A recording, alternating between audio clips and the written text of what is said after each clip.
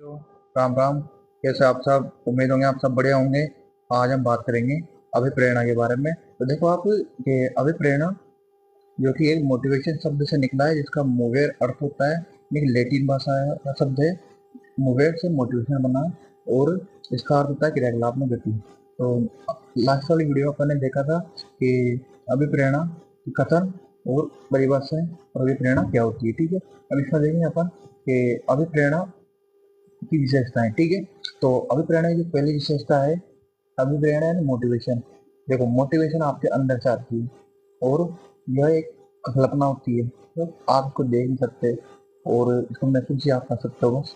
तो यह एक कल्पनात्मक और आंतरिक प्रक्रिया है। ठीक है, पहला ये हो गया। इसके बाद दूसरा देखो, एक भावनात्मक जागृति है, इससे आपकी भावना जागृत होती है और आप इस काम को करने के लिए प्रेरित होते हैं। ठीक है, इसके बाद में देखो कि अभिप्रेरणा योग्यता के साथ इम्पोर्टेंट होती है। ठीक है, अगर आपके अंदर योग्यता है तो अभिप्रेरणा नहीं है, तो देखो आप किसी भी कार्य को पूर्ण नहीं कर सकते। ये उर्ध्वर का कथन भी है कि निष्पत्ति बराबर योग्यता प्लस अभिप्रेरणा। ठीक है, इसके बाद आप देखो, यह एक चयनात्मक प्रक्रिया है, यानी कि आप खुद स्वयं चयन करते हो, और यह एक जैविक प्रक्रिया भी हो सकती है, और यह एक मनोसामाजिक प्रक्रिया भी हो सकती है। ठीक है, और यह तब तक जारी रहती है जब तक कोई कार्य पूर्ण नहीं होता, यानी कि यह क्रिया करने के लिए हमें प्रोत्साहित करती है। ठीक है, और यह एक खास लक्ष्य की ओर निर्धारित होती है और निर्देशित होती है। ठीक है, उसके बाद में जब लक्ष्य पूर्ण हो जाता है तो यह ऑटोमेटिक समाप्त हो जाती है। ठीक है,